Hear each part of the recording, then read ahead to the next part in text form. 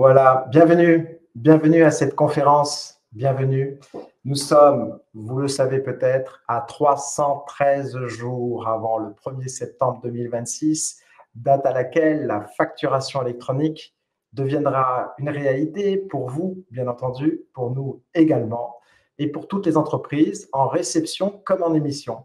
Alors, quand on pose ces chiffres sur la table, 313 jours, ça peut sembler beaucoup, mais quand on y regarde de plus près, déjà, il ne reste plus que 223 jours, c'est-à-dire à peu près 7 mois, de jours ouvrés. Si on commence à retrancher les jours fériés, les congés, éventuellement les priorités du moment, voire les imprévus, on se rend compte, je dirais, que les semaines vont défiler à toute vitesse. Et c'est là qu'on réalise que peut-être que le temps qu'on pensait avoir devant nous n'était pas si long. Et puis, le dernier point, c'est quand on commence à parler d'un projet SAP. Alors là, on peut vraiment se demander pourquoi n'a-t-on pas commencé plus tôt.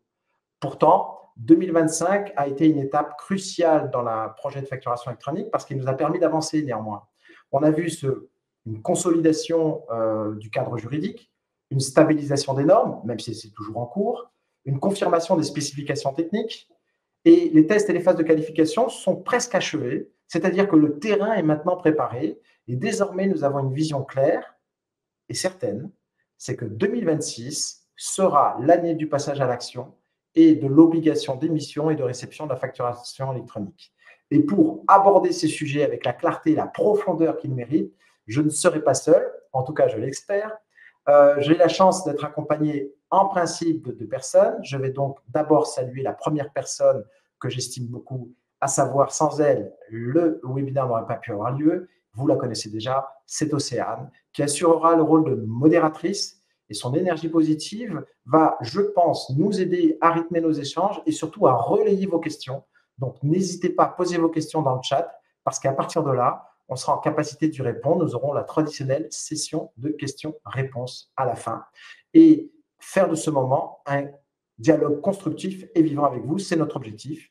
La deuxième personne que j'estime beaucoup, c'est Renaud Alves, qui est, pour son regard pragmatique, sa pédagogie, son expertise sur SAP, va nous apporter une vision claire et précise de l'approche de SAP dans le cadre du projet de facturation électronique en France et au-delà.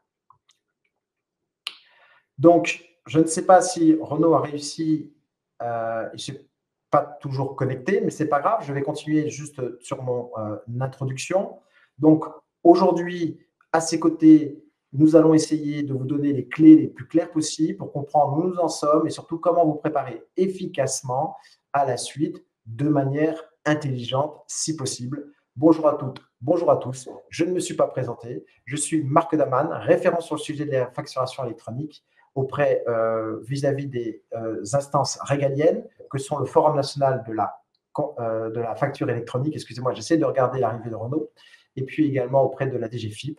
Et je suis donc ravi. Bonjour Océane et bonjour Renaud, si il peut nous entendre. Et maintenant, peut-être qu'il peut parler. On va voir. Alors, en attendant qu'il arrive, nous allons prendre un peu de recul pour comprendre où nous en sommes vraiment et dans cette trajectoire vers la facturation électronique, c'est-à-dire l'obligation de septembre 2026.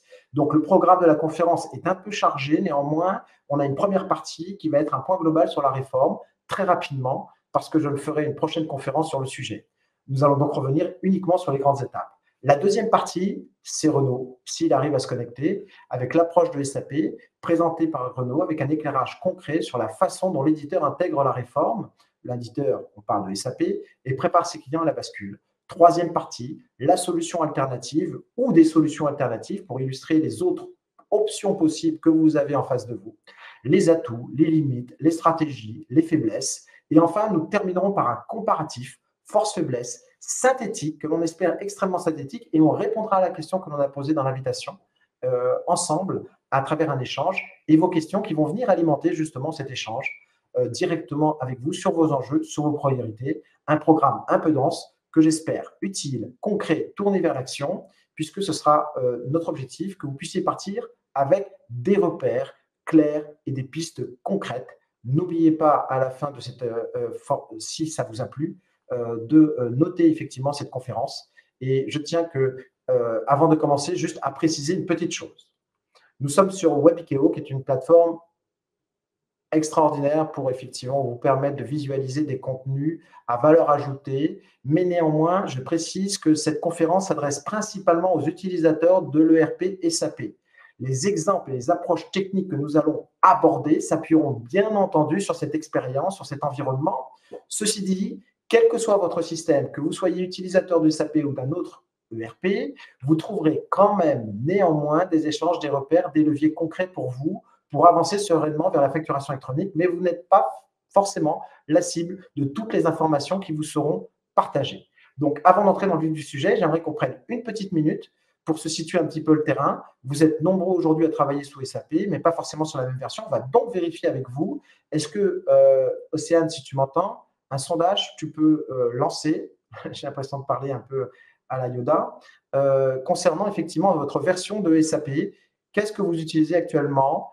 Quelle version? Ou si vous avez peut-être un autre ERP, on le saura de suite par rapport à ce système. En attendant, Renaud, je fais un petit test avec toi. Est-ce que tu nous entends? Est-ce que tu es en capacité de parler? A priori, il ne nous entend pas. Enfin, il nous entend peut-être, mais en tout cas, il ne peut pas réagir. Ouais. Donc, Lafitte, en fait, Renaud est donc le fondateur de la société Lafitte, dont l'expertise et les conseils ne sont plus sont reconnus en fait effectivement sur le monde de DRC. Son expérience l'a amené à voyager un petit peu partout dans le monde, en particulier en Amérique latine, où je rappelle que ce sont les premiers pays qui ont donc avancé sur la partie SAP DRC et même avant Document Center. Et puis à partir de là, cette implémentation lui a permis d'accompagner des entreprises de taille importante, des grandes entreprises autant que des ETI, sur l'implémentation, la technique, l'accompagnement et le suivi au niveau de tous les outils autour de SAP DRC, mais pas uniquement, également autour de la partie BTP.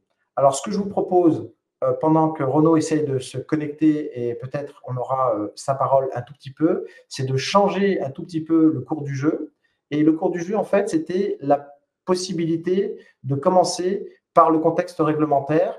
Et comme ça, Renaud, ça lui laissera le temps. Donc, sur ce contexte réglementaire, je vais y revenir en quelques diapositives, deux simplement, juste à travers cette frise.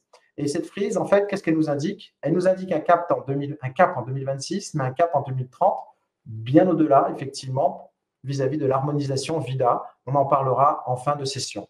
Donc, ce que l'on a pu voir aujourd'hui, nous sommes en octobre 2025.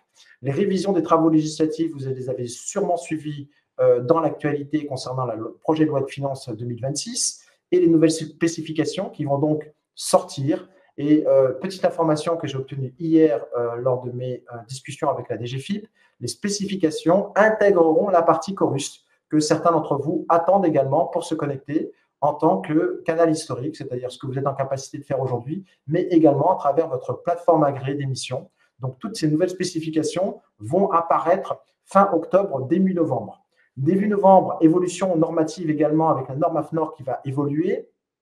Donc, ça signifie qu'elle sera mise à jour. Je parle des normes Z12-014 pour les cas d'usage, la 12 évidemment pour les modèles de données et le début de la levée des réserves pour les plateformes agréées comme SAP ou comme la société Simtrax ou d'autres effectivement plateformes agréées, avec la phase de qualification, de déploiement et de convergence qui va avoir lieu effectivement dans cette fin d'année et début d'année pour commencer une mise en production en février 2026. Et à partir de là, progressivement, les entreprises pourront, en fonction si elles sont inscrites par leur plateforme agréée sur l'annuaire, commencer à échanger des factures au format électronique. Le e-reporting pourra peut-être intervenir un tout petit peu plus tard. Donc, au niveau de cette frise, je rappelle tout simplement qu'on prenne un tout petit instant pour reposer le cadre et en fait les moyens d'échange. Donc, c'est bien ce schéma en Y que vous connaissez parfaitement maintenant, qui fonctionne, qui permet le fonctionnement du dispositif de la facturation électronique avec un nouvel acteur qui était avant OD, puisque opérateur de dématérialisation, qui est maintenant SC, puisque solution compatible. Ça signifie quoi? Ça signifie qu'il va être en capacité de s'interfacer avec une plateforme agréée à travers une API standardisée. C'est simple, c'est clair. Vous pourrez changer de plateforme d'émission, plateforme de réception, comme ça, beaucoup plus facilement, en fonction de vos objectifs. Donc, ce qui va se passer par rapport à ça, ensuite, vous avez une plateforme de réception, et puis votre acheteur privé va être en capacité de les récupérer.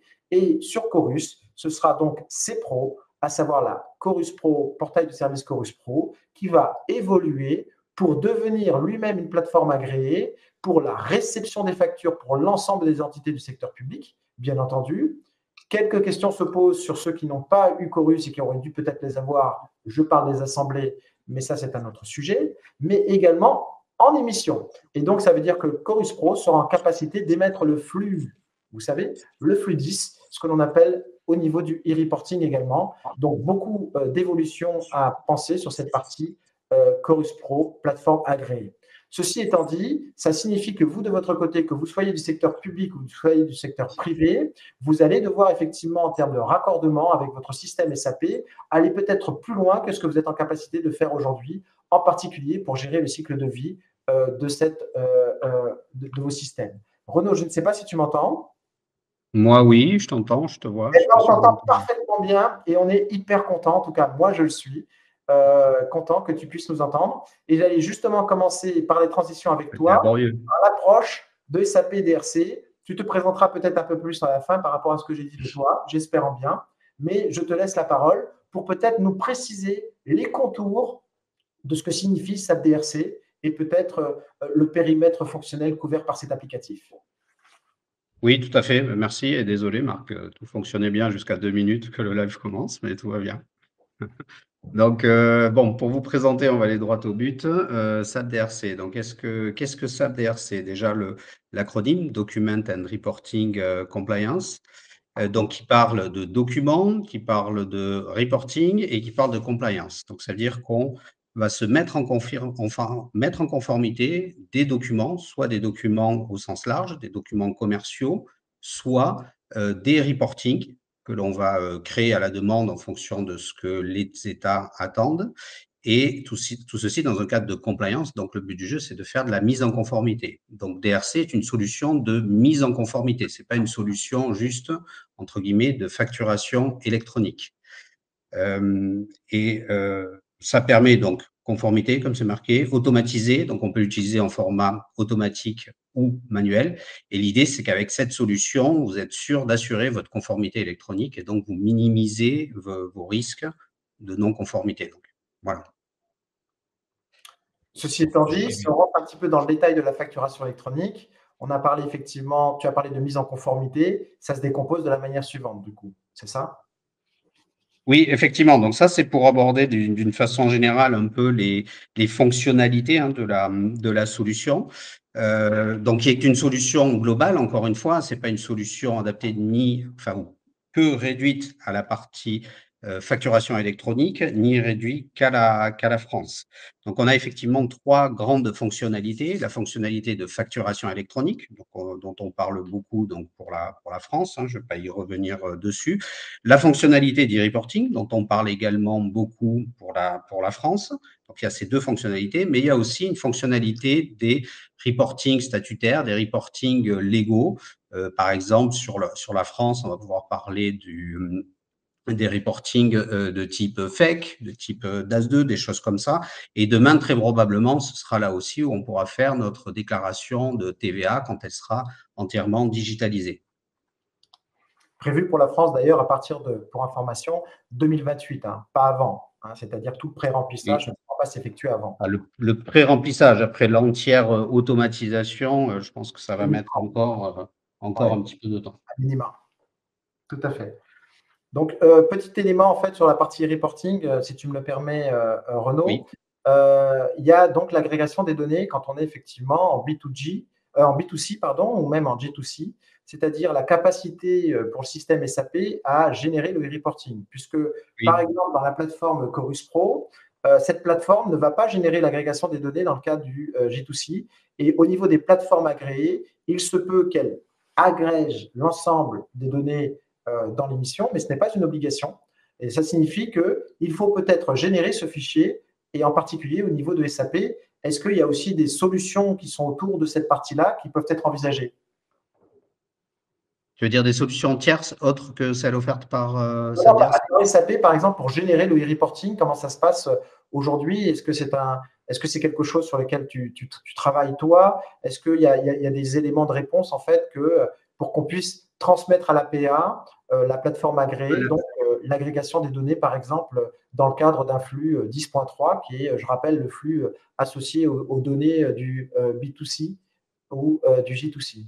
Ouais, là, c'est totalement de ça dont je parle. C'est une des fonctionnalités de DRC qui vous permettra en amont de constituer effectivement cet agrégat de données et de le transmettre à DRC pour qu'il puisse faire la partie communication, soumission à la plateforme de l'État. Mais c'est vraiment une des fonctionnalités de SAP DRC, c'est de pouvoir produire ce e-reporting, et c'est du coup une des grandes forces de pouvoir produire ce e-reporting à la source, au plus proche des données, et donc de pouvoir même faire une simulation du reporting que je vais produire, de le valider, et quand on est OK, de autoriser SAP DRC à l'émettre. Donc ça, c'est vraiment une des grandes forces de la solution comparativement effectivement à des solutions externes où ça sera quand même plus compliqué d'effectuer ce type de document, puisque c'est encore une fois, c'est un agrégat de données. Donc, c'est beaucoup moins naturel. Un système, et notamment un système SAP, c'est assez facilement exporter des documents, typiquement la facture,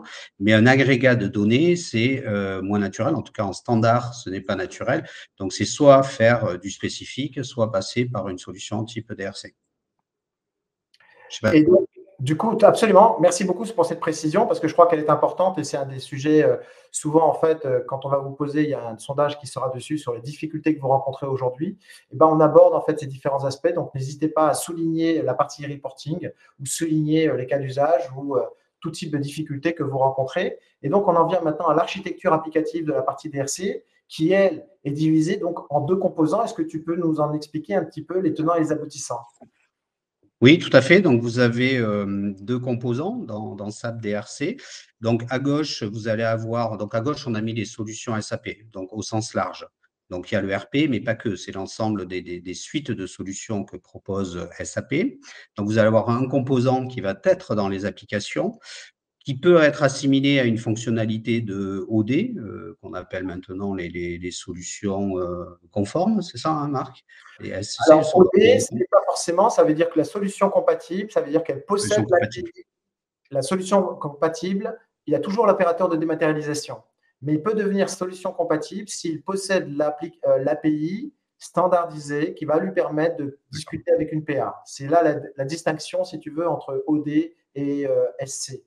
D'accord. Donc là, ce serait vraiment du coup une fonctionnalité de OD. Je suis en capacité de faire la transformation nécessaire. Donc cette partie-là, ce composant dans le RP, il va récupérer les données des solutions SAP et il va produire le format attendu en bout de chaîne de l'autre côté, donc soit les partenaires, soit le PPF, donc le format. Alors dans le cas de DRC, c'est le format UBL qui a été retenu. Donc toutes les données SAP seront transformées en format UBL et transmise ensuite au composant du milieu, qui lui est un composant sur le cloud. Le cloud est la plateforme technologique SAP qui est sur le cloud, qui s'appelle la SAP Business Technology Platform. On appelle ça souvent la BTP avec l'acronyme, et qui lui va assurer la partie intégration. Donc, il va encapsuler en quelque sorte le fichier UBL qui a été produit par le RP, côté gauche en bleu, et il va le soumettre via le réseau PayPal, dans le cas de DRC, aux autres PA de réception et au PPF. Voilà. Donc, il y a vraiment deux composants, c'est ce qu'il faut retenir. Un composant dans les solutions SAP qui produit les fichiers et un deuxième composant qui s'occupe de la partie intégration. Voilà.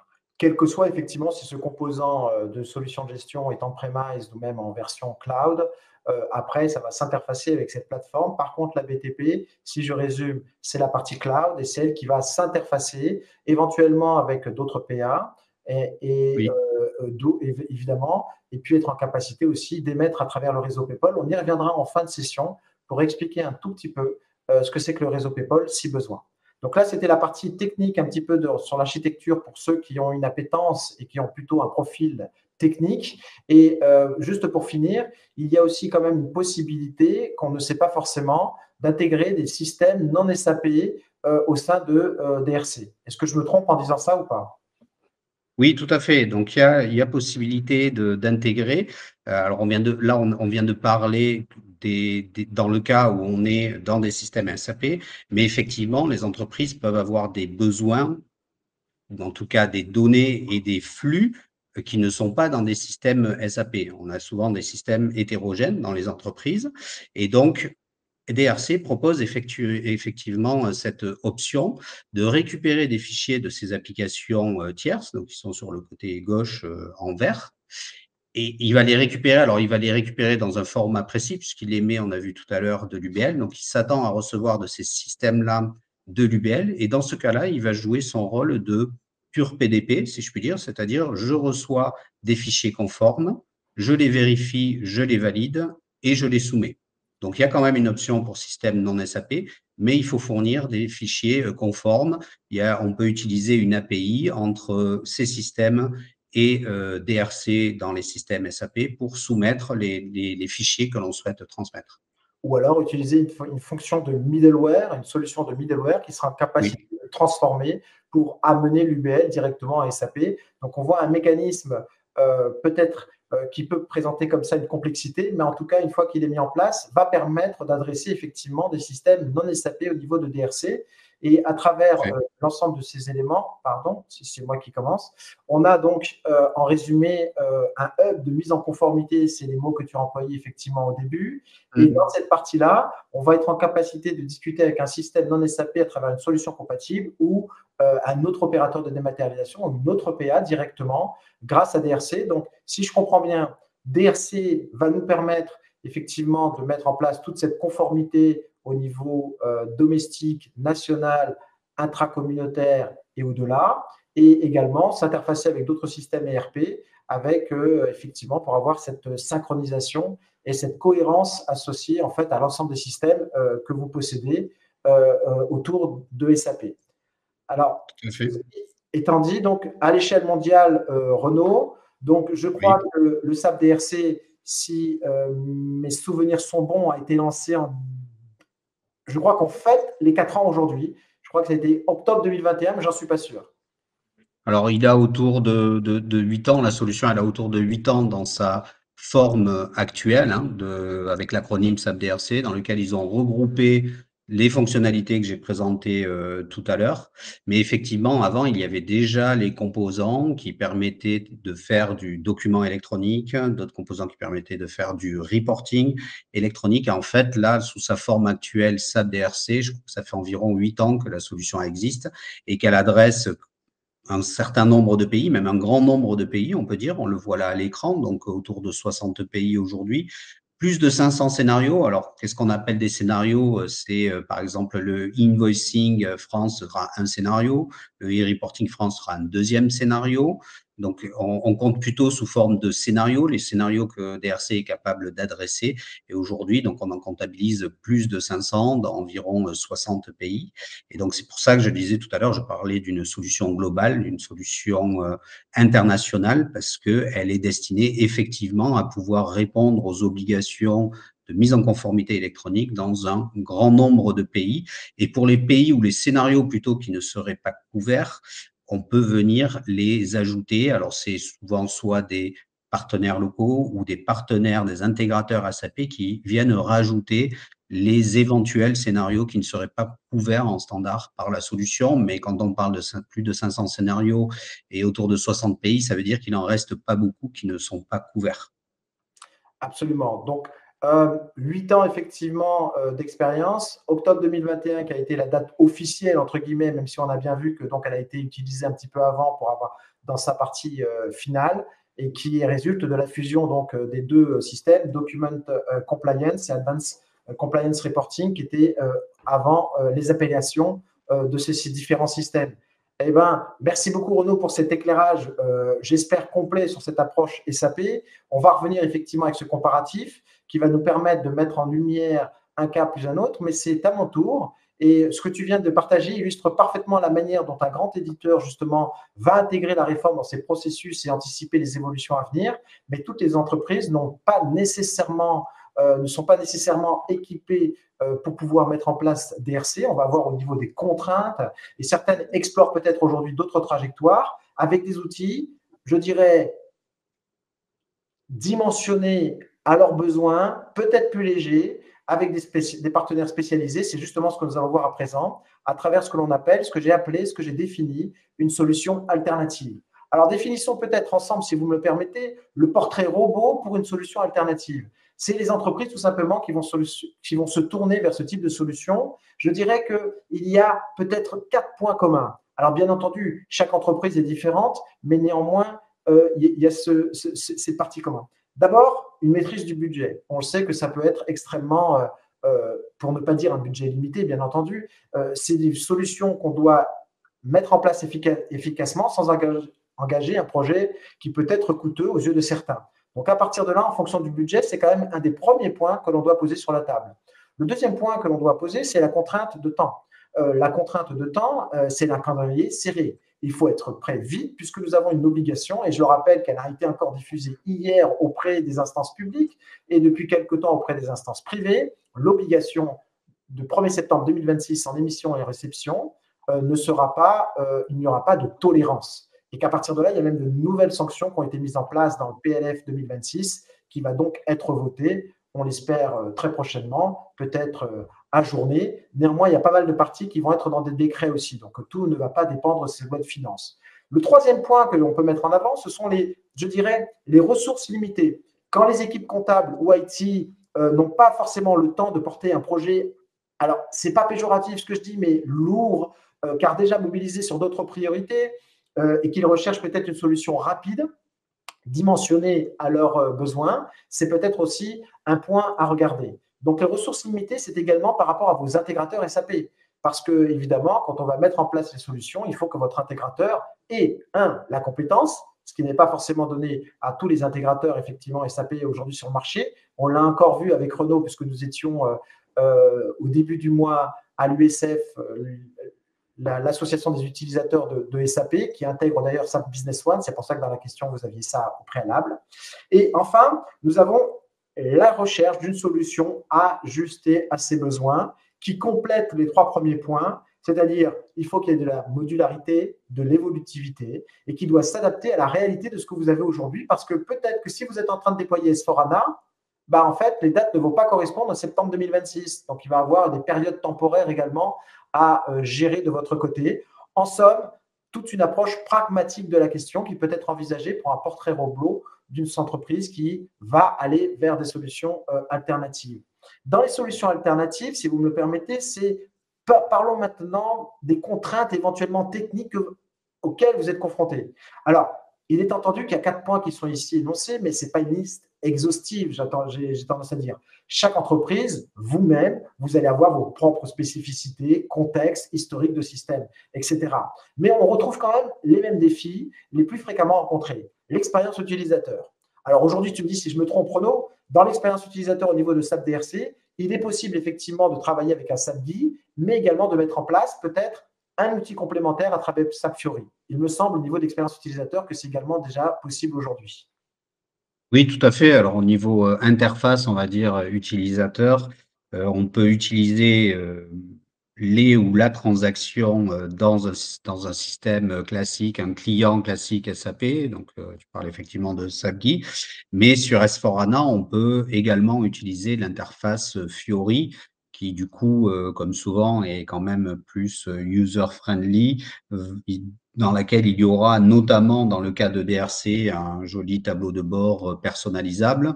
Donc, une application beaucoup plus sympa, je dirais, à utiliser.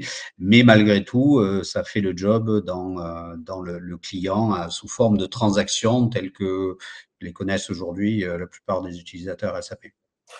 Et d'ailleurs, par rapport à ça, je discutais justement lors de l'USF 2025, avec une entité qui est diffusée au niveau des systèmes publics, qui me disait justement qu'à travers l'utilisation d'RC, ils n'ont pas eu le temps de développer cette interface utilisateur et donc du coup, ils n'étaient pas en capacité d'apporter effectivement, puisque ça rajoute évidemment un petit délai dans la mise en place du sujet. Donc, ça peut être aussi une des contraintes techniques que vous êtes à laquelle vous êtes confronté de manière temporaire ou définitive. L'intégration complexe, on a un petit peu expliqué. Un environnement multi-ERP. Peut-être qu'effectivement, un système qui est hors, on peut rencontrer à travers ce qu'a présenté tout à l'heure Renaud, des difficultés à harmoniser les flux de facturation entre plusieurs systèmes. On a vu qu'il fallait une contrainte de format. Il peut y en avoir d'autres. Et peut-être qu'une solution effectivement externe va être en capacité pour vous de centraliser l'ensemble des flux, quel que soit l'ERP que vous allez utiliser pour consolider ces données dans un seul environnement, une plateforme d'émission dédiée. Ça, c'est aussi une possibilité. Et puis, le dernier point qui est peut-être le plus bloquant, je dirais, Renaud, c'est la version de SAP, puisque aujourd'hui, avec SAP DRC, en fonction de votre EHP, hein, je rappelle que c'est de 0 à 8, peut-être que sur les dernières versions, on est obligé d'y être parce qu'on entraîne des différences de compatibilité, de connectivité en fonction de la version et de l'EHP que vous avez aujourd'hui. Et est-ce que tu peux peut-être dire sur le niveau de SAP, à partir, je dirais, de quel EHP on commence à être DRC compatible ou en tout cas orienté? Alors, je les Je ne sais ai pas s'il y pas a là. qui pose comme ça d'ailleurs, hein, je te la pose, mais je ne sais pas. Mais alors, sur S4HANA, globalement, toutes les versions sont compatibles. Pour la France, on attend la sortie des nouvelles notes, mais la compatibilité, pardon, sur S4HANA sera probablement complète. Et si je dis pas bêtises, sur ECC, CC6, c'est à partir de l'EHP6. Je crois que c'est quelque chose comme ça à confirmer, mais que DRC est compatible et qu'on peut l'installer. Donc, on parle vraiment quand même de versions assez anciennes en dessous de HP6 sur lesquelles on ne pourrait pas installer C'est DRC. ce composant. Donc, Oui. merci Renaud. En réalité, donc, vous l'avez compris, ces contraintes ne traduisent pas évidemment toutes les situations, ni toutes les réalités de la réalité technique, je dirais, mais précisément là que la solution alternative peut trouver sa place. En gros, il faut aussi que cette solution alternative ne remplace pas les fonctionnalités de SAP. J'en ai d'ailleurs discuté avec Delphine de SAP qui m'indiquait encore pas plus tard pendant l'USF, encore une fois, que certaines solutions, notamment qui intègrent la fonctionnalité PA, voulaient proposer en fait un périmètre qui allait bien au-delà effectivement de du simple middleware ou du simple système de transmission, et que du coup se posait la question qui est à la manœuvre et entre SAP avec une application. Donc aussi par rapport à ça, des vigilances sont à mettre en place et peut-être aborder les solutions, je dirais, alternatives comme un complément essentiel, puisque le référentiel, notamment fournisseur, ou les référentiels effectivement clients, se trouvent dans la base SAP, a priori. A priori. Et donc, par rapport à ces solutions alternatives, c'est vrai que sur des plateformes, qu'est-ce qui est intéressant, c'est d'offrir, je dirais, les mêmes fonctionnalités et d'aller au-delà. C'est-à-dire que les plateformes alternatives vont être en capacité de toujours envoyer, si ils intègrent effectivement l'APA, ce qui est notre cas aussi chez Syntrax. On a une plateforme agréée, on est en train de lever justement la réserve d'immatriculation, et être en capacité de pouvoir émettre cette facture au socle commun, d'émettre votre e-reporting de la même façon ou de s'interfacer, comme l'a très bien expliqué tout à l'heure Renaud, directement au DRC pour avoir peut-être 2 PA en fonction par exemple, vous avez vos intercos qui sont directement dans SAP que vous préférez traiter dans SAP, et puis vous avez peut-être sur des éléments autres pouvoir avoir la possibilité d'avoir une autre PA qui soit en capacité de pouvoir s'interfacer. Et si elle est agnostique, je dirais si elle n'est pas intrusive, mais synchronisée avec vos systèmes SAP à travers les dernières technologies de BAPI, de RFC, etc., eh ben, vous allez pouvoir synchroniser l'ensemble de ces éléments entre ces éléments-là, entre une solution externe et effectivement SAP. Ensuite, elle va apporter quoi en termes d'émissions?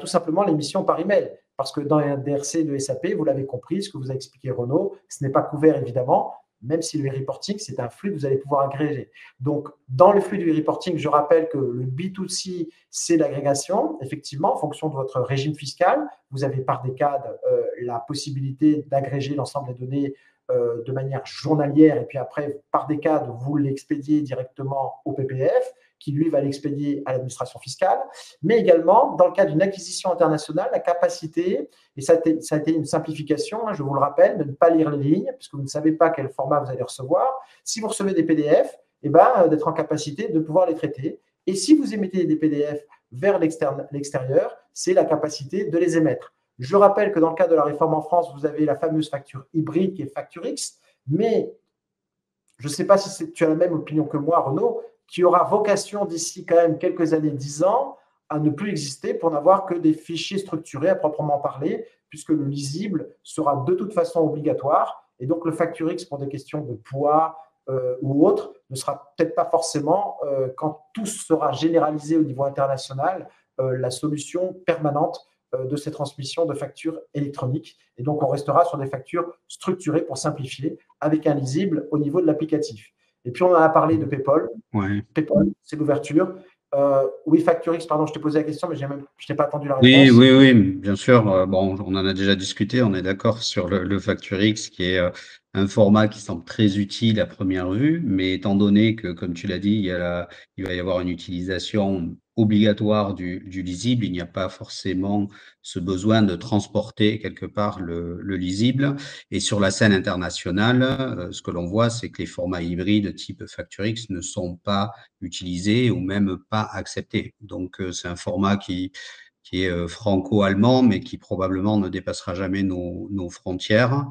Et notamment, tu parles donc de PayPal. La généralisation, c'est plutôt PayPal que des solutions type FactureX qui, comme tu viens de le dire également, sont souvent lourdes, des fichiers qui sont beaucoup plus lourds et donc des interfaces qui sont beaucoup plus lourdes à maintenir et des systèmes ça demandera beaucoup plus de ressources au système pour pouvoir décrypter et prélever l'information dans ce genre de format. Exactement. Ceci dit, effectivement, ces formats, quand vous n'êtes pas utilisateur de SAP et vous êtes une petite PME, peut effectivement convenir et vous apporter une vraie plus-value. Donc voilà, ça dépendra aussi de votre taille. Mais là, quand on parle avec des gens qui utilisent en l'occurrence SAP, pas Business One, mais peut-être les versions ECC 6 et S4, on adresse effectivement un public qui est moins concerné par cette facture électronique. Néanmoins, dans certains pays, par exemple, je pense à l'Arabie Saoudite, d'envoyer votre facture par email au FactureX peut convenir puisque l'UBL sera transmis à la plateforme Zatka et donc intégré ensuite au FactureX avec le QR code. Donc, on voit que en fonction du destinataire, c'est important de pouvoir le faire. Sachez que PayPal, au niveau de la transmission, on ne peut pas transmettre de facture PDF et le FactureX, c'est un PDF puisque c'est un PDF A3, la base qui sert du FactureX, de cette facture hybride. Donc, PayPal, ce ne sont que des données structurées qui circulent. Ça, c'est déjà un premier point. Et quand on a une solution alternative, quand on est PA, et ben forcément, on va aborder aussi la question de la réception de ces factures, ce qui n'est pas le cas de DRC, puisqu'on est dans l'émission. Et donc, dans cette capacité de pouvoir réceptionner des factures XML, à travers l'intelligence artificielle, être en capacité de lire ces données, de les collecter et de les agréger pour SAP directement. Ça, c'est automatique à travers une solution, une alternative. Donc, si vous avez effectivement ces deux aspects, réception et émission à couvrir de manière rapide, c'est aussi une possibilité. Si tu me le permets, parce qu'effectivement, le temps tourne, on va pouvoir peut-être parler, on pourrait mettre 4 avantages effectivement de SAP DRC. On a mis solution intégrée, éprouvée, conformité, centralisée. Est-ce que tu veux apporter quelques précisions? Oui, effectivement. Alors, la notion d'intégrer, c'est probablement, enfin, on l'a mis en premier, effectivement. Donc, une des grandes forces de SAP DRC, hein. Vous sortez pas de l'ERP. Ça veut dire que c'est vraiment un add-on dans votre ERP SAP. Donc, c'est-à-dire que vous y accédez via une transaction SAP, donc sans sortir de votre ERP, et vous passez directement de votre document commercial, par exemple la facture client, en un clic vers son document électronique dans SAP DRC, dans lequel vous pouvez revenir au format XML que vous allez envoyer à son lisible et avoir toute la gestion des statuts. Donc, c'est ça la grande force de la partie intégrée, donc pas d'interface à monter. Vous êtes au plus proche des données et des process métiers, vous n'avez pas de réplication de données, vous n'avez pas de compte utilisateur à créer puisque vous y accédez via les comptes SAP. Et donc voilà, c'est vrai que c'est quand même probablement la grande force de la solution. Ensuite, solution éprouvée, on en a parlé tout à l'heure, hein, à l'international, ça fait 8 ans que la solution existe sous cette forme, elle adresse un grand nombre de pays, donc elle permet la conformité aujourd'hui d'un très grand nombre d'entreprises dans un grand nombre de pays. Donc de ce côté-là, je veux dire, c'est vraiment une solution qui n'a plus à faire ses preuves sur le marché. Et donc, quant à la capacité de SAP de devenir PA, je pense qu'il n'y a aucune inquiétude là-dessus, puisqu'ils ont l'expérience sur d'autres pays. Donc, la conformité internationale, je viens d'en parler, hein, puisqu'ils adressent déjà un grand nombre de pays, que ce soit pour le invoicing, pour le e-reporting, pour tout autre document électronique. On a du e-transport dans d'autres pays ou encore d'autres documents qui doivent être transmis aux plateformes des États de manière électronique. Donc tout ça, SAP DRC sait le faire. Et effectivement, notre grand point positif, c'est qui va de pair avec le premier point, c'est le pilotage centralisé directement dans le RP. Donc via une transaction, vous avez accès au monitoring dans lequel vous pouvez visualiser tous vos échanges de bout en bout avec tous les statuts qui remontent. Donc encore une fois, tout dans le RP via une transaction. Et par rapport aux 4 avantages que, merci Renaud, qu'une solution alternative peut présenter, à mon sens, aujourd'hui en tout cas, c'est apporter une véritable réponse pragmatique à la réforme de la facturation électronique. Alors pourquoi? Je dirais qu'en premier lieu, c'est effectivement parce que il faut utiliser une solution plug and play. Ce qu'on entend par plug and play, c'est qu'elle se connecte à SAP de manière bidirectionnelle et qu'elle puisse dialoguer avec SAP et pas attendre que SAP, par exemple, on lui fournisse un format UBL ou qu'on puisse effectivement simplement interagir avec de l'IDOC, qui est une vieille technologie, effectivement. Donc, à partir de là, c'est pouvoir interpréter. On plug, on play, et puis après, elle joue son rôle en fonction de ce que vous avez défini et peut-être en complément de SAP DRC. Donc, ces solutions plug and play, c'est la première chose, c'est le prêt à l'emploi qui se connecte rapidement pour un déploiement tout à fait rapide.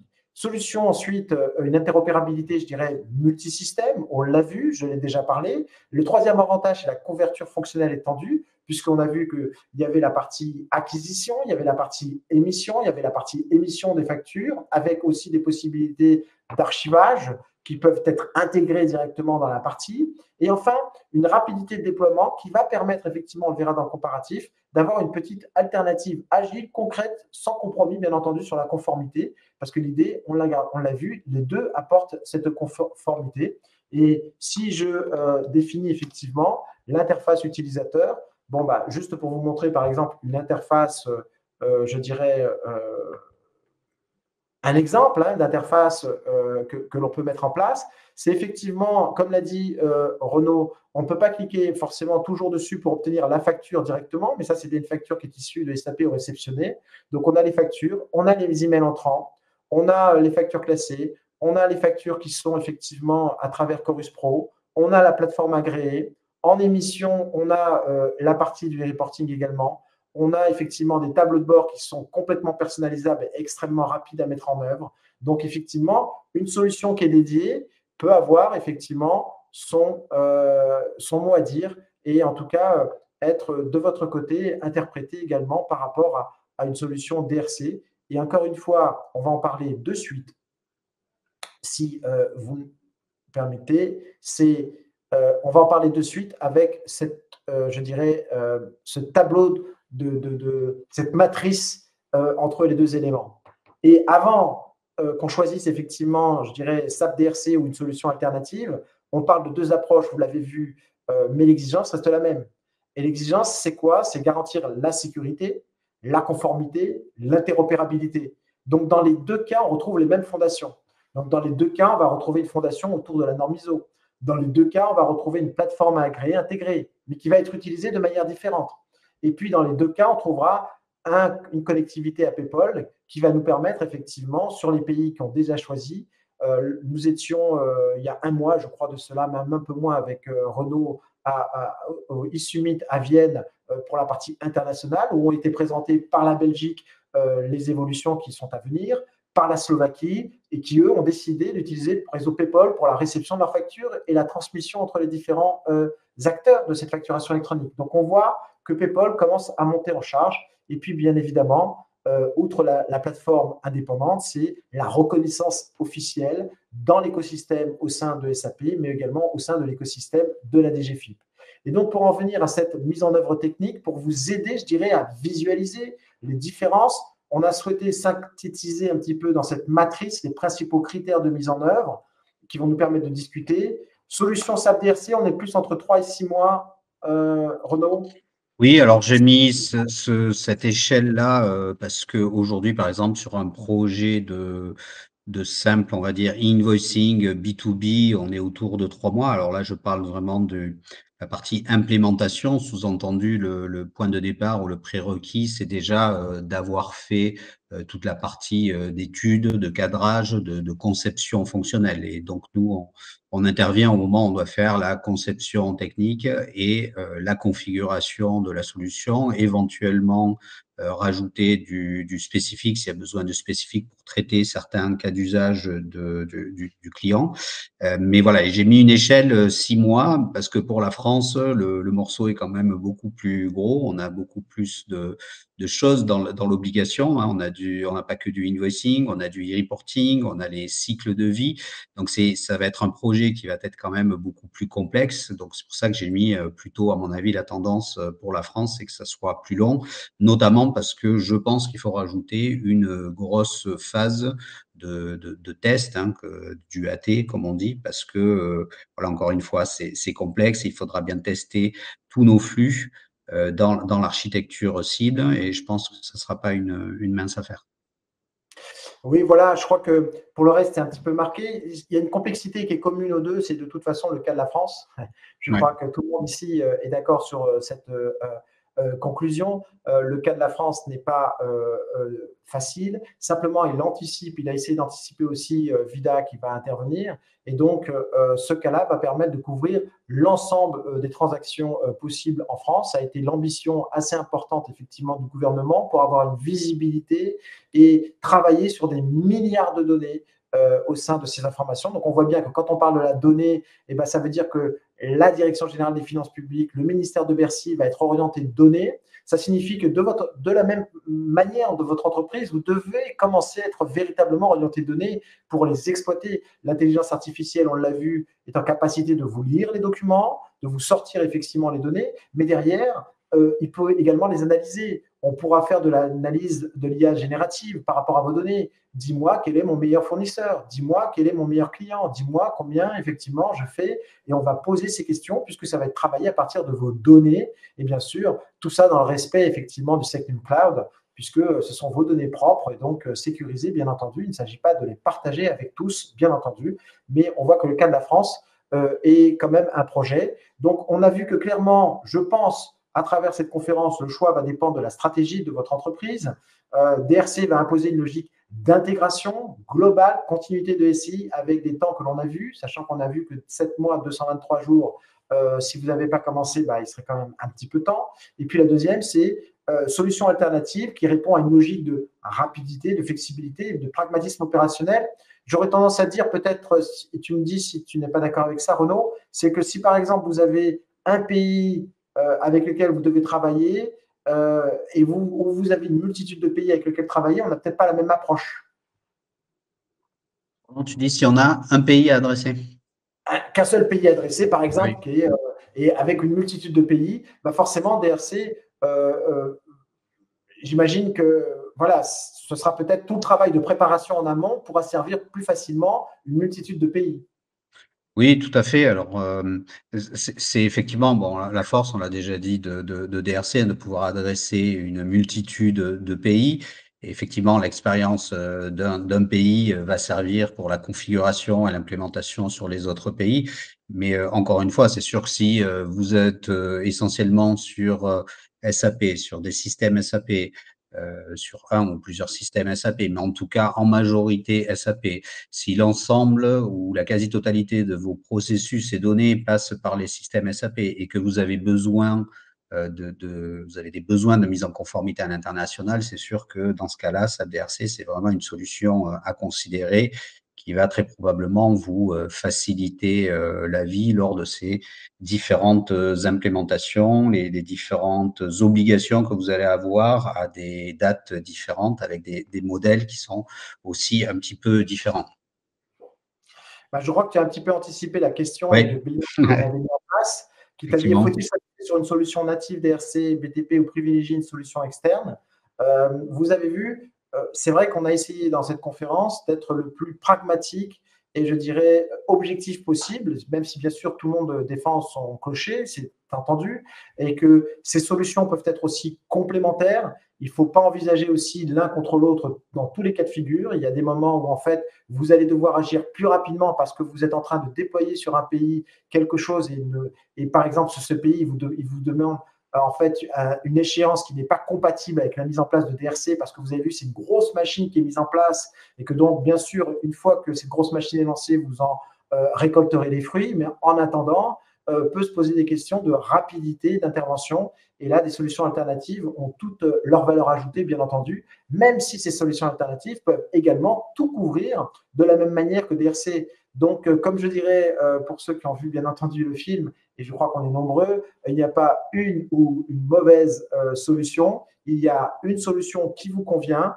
et c'est extrêmement important de tout mettre sur la table avec vos partenaires, vos intégrateurs, de voir les échéances, de discuter effectivement objectivement, parce que ce n'est ni l'intérêt d'une société d'intégration de DRC de proposer quelque chose qui n'est pas adapté, de la même manière que pour un éditeur de solutions alternatives comme Simtrax par exemple, on n'a pas intérêt non plus à vous orienter sur une solution alternative alors que DRC semblerait la plus adaptée à votre situation. Et donc, nous, on tient compte de ces éléments-là quand on discute effectivement avec nos clients et on essaye d'être force de proposition par rapport à ça pour privilégier une solution temporaire, permanente, l'une plutôt que l'autre. Alors, je te rejoins juste, Marc, juste pour compléter ce que tu viens de dire. Hein, effectivement, il faudra bien étudier sa configuration personnelle, mais si vous faites la bonne étude, que vous êtes bien accompagné, effectivement, le choix se fera presque naturellement ou s'imposera, en tout cas, entre une solution intégrée DRC ou une solution externe. Donc, je te rejoins totalement ce que tu viens de dire. Et puis, nous, de la même façon, quand DRC n'est pas vraiment adapté dans certains cas de figure, bah, tout simplement, on ne le préconise pas non plus parce que ça serait compliqué tout simplement à mettre en œuvre. Si l'entreprise a une grande multitude de RP, ça sera beaucoup plus compliqué de configurer et d'implémenter tout ceci dans un SAP DRC. Donc, ça n'aurait pas trop de sens finalement. Voilà. C'est ça. Il faut trouver le point d'équilibre entre ces différentes solutions. On va peut-être répondre à quelques questions qui ont été posées. Merci, Kalwan, que je salue. Je n'ai pas bien compris le schéma sur l'intégration des systèmes non SAP à DRC. Que font S4HANA, BRIM, HXM entre ces systèmes non SAP et DRC? Une question très technique. Ouais, tu peux remettre peut-être la slide, si tu veux, ce sera plus simple à répondre. C'est d'après l'architecture.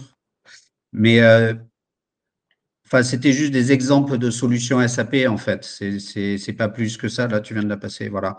Celles qui sont au milieu, ce sont les solutions SAP dans lesquelles DRC, puisque j'ai dit que DRC pouvait être installé dans toutes les solutions SAP qui auraient besoin de faire de la mise en conformité.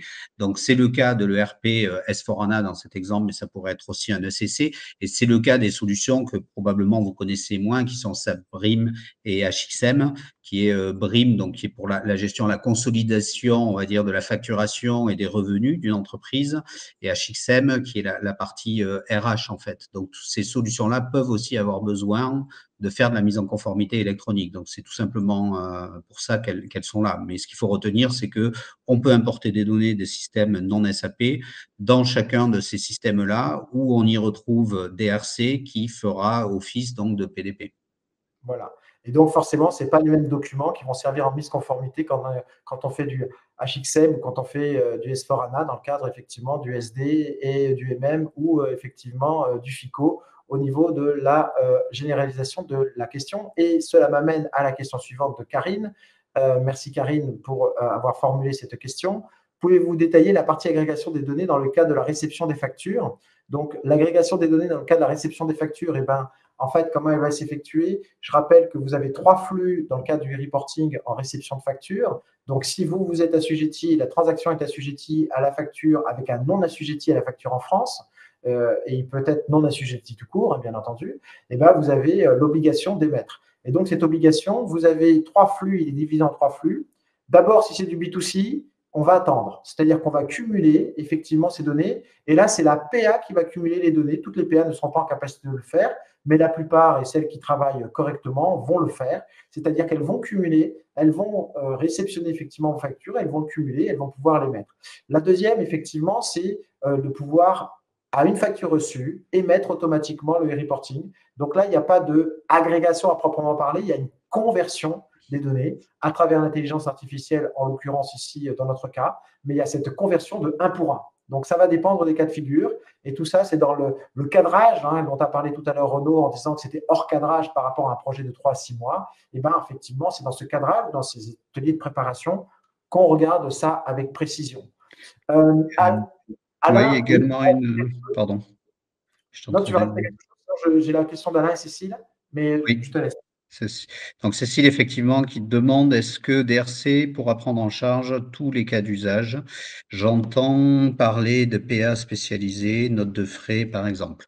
Alors, DRC, ce qui a été annoncé, c'est que la quasi, alors, la solution n'est pas encore publique ou sortie, donc on verra exactement les détails, mais dans tous les cas, la réponse qu'on peut donner, c'est que déjà en grande part, ces cas d'usage seront pris en charge. Quand je dis pris en charge, c'est-à-dire pris en charge par la solution qui sera livrée en standard. Mais un des grands avantages de DRC, on n'a peut-être pas forcément parlé avant, c'est que vous pouvez venir compléter la solution. Donc, s'il y aurait des cas d'usage non couverts ou des cas qui seraient très particuliers à vos flux ou à l'entreprise en question, on peut venir compléter la solution pour venir, par exemple, rajouter des balises dans le XML avec les informations nécessaires pour ce cas d'usage. Donc ça, c'est le travail, effectivement, de l'intégrateur. Donc, on ne dépend pas de l'éditeur. L'intégrateur peut faire, lors de l'implémentation, ces rajouts, ces adaptations, ces personnalisations-là. Donc, au final, même si SAP ne livrait pas tous les cas d'usage en standard, on serait en capacité de venir les configurer au moment de l'implémentation. Et pour la partie note de frais, si jamais vous les gérez dans un système, je ne sais pas si c'est le cas, type Concur, dans le cas des solutions SAP, DRC sera aussi compatible avec cette solution Concur pour les notes de frais. J'espère que ça répond Voilà. à la question. Et quand l'éditeur est également l'intégrateur comme Simtrax, et bien effectivement, on a exactement la même approche avec une gestion des cas d'usage la plus large possible, bien entendu. Sachez qu'aujourd'hui, les cas d'usage ne sont pas en…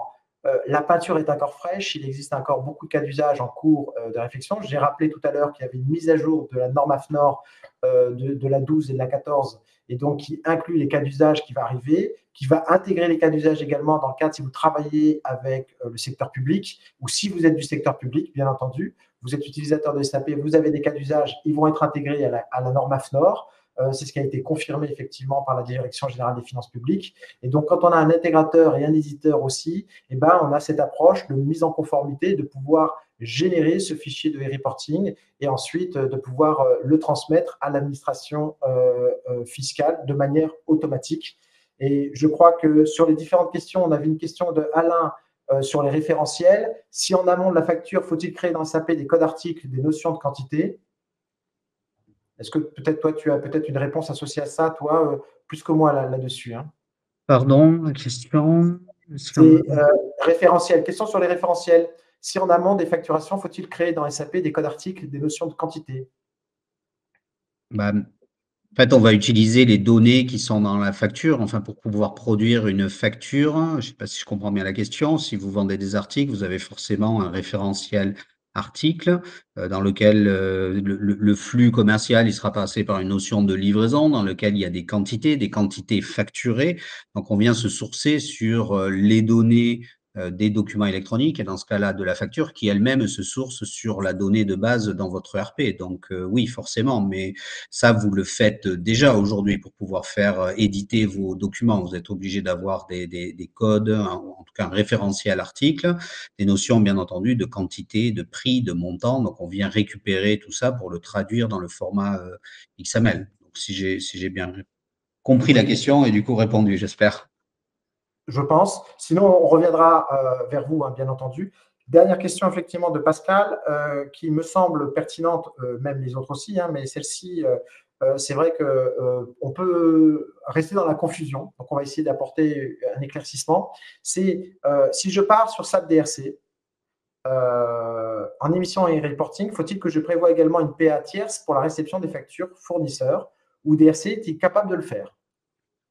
Alors, récupération, c'est une PDP, hein, SAP ou une PA, SAP DRC. Donc, il fait la solution fait le travail de récupération de vos factures fournisseurs. Donc, si vous choisissez SAP DRC, dans l'annuaire, il y aura marqué que votre PDP de réception, c'est SAP DRC. Donc, il récupère les factures. Par contre, ça fait que enfin, que c'est destiné à ça, ça fait la fonctionnalité de PDP, donc de réception.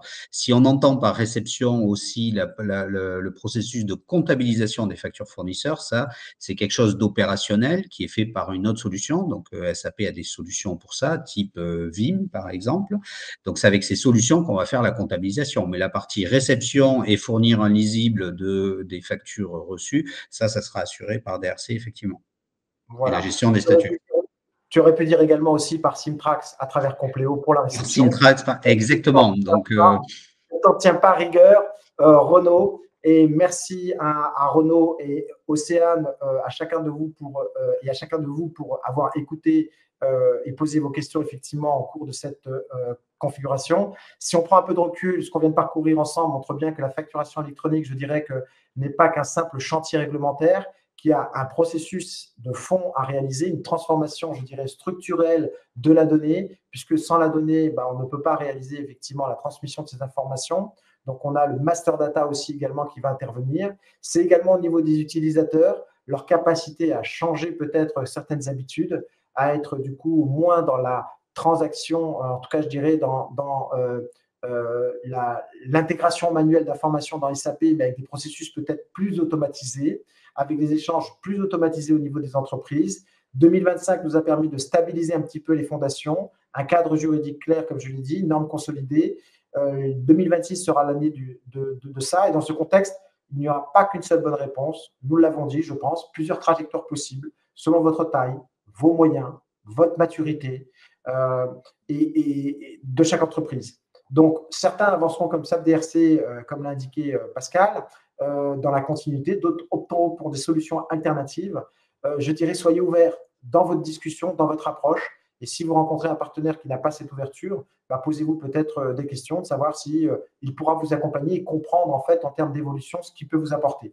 Donc, sachez que cet avenir dépasse également nos frontières, parce que la trajectoire VIDA 2030, j'en ai parlé en introduction, nous amène vers une Europe interconnectée à partir de 2030, avec tous les échanges intracommunautaires qui vont donc être aussi déclarés de manière automatique. Le compte à rebours est lancé et la dernière conférence, parce que c'était l'avant-dernière aujourd'hui, s'effectuera au mois de novembre et on fera un bilan.